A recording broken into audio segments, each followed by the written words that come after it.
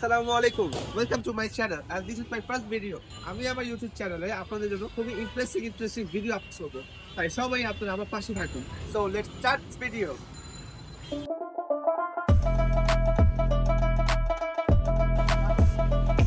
তো আজকে আমি চলে গিয়েছিলাম ডমিনোজে। সেখানে পিৎজা খাওয়ার জন্য খুব ক্রেভিং হচ্ছিল, তাই আমি আর আমার সাউমারি স্পেশাল মিলে চলে গিয়েছিলাম ডমিনোজে পিৎজা খেতে।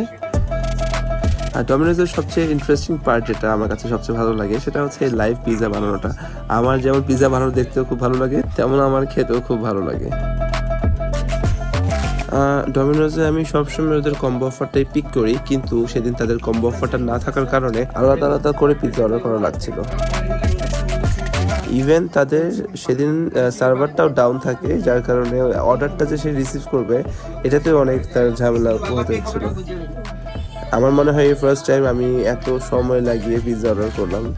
আমার একটু মেজাজটাও খারাপ হয়ে গেছিল, পরে যখন পিৎজাটা চলে আসলো তখন মুডটা ঠিক হয়ে গিয়েছিল।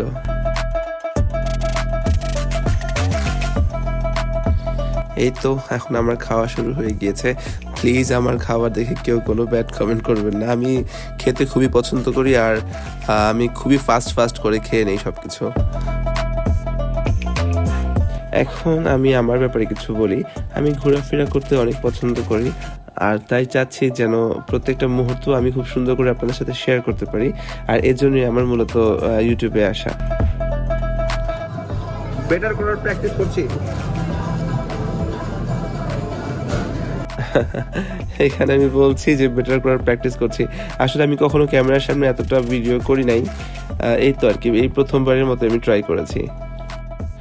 তাই প্লিজ আমার ভুল ত্রুটিগুলো একটু ক্ষমার দৃষ্টিতে দেখবেন। আর যারা যারা আমাকে চেনেন, আমার ওয়েল উইশার যারা আছেন বা আমার ফ্যামিলি যারা আছেন, সবাই আমার চ্যানেলটিকে সাবস্ক্রাইব করবেন, বেশি করে শেয়ার করবেন, লাইক করবেন, হ্যাঁ। আর প্লিজ ফুল ভিডিওটা অবশ্যই দেখবেন।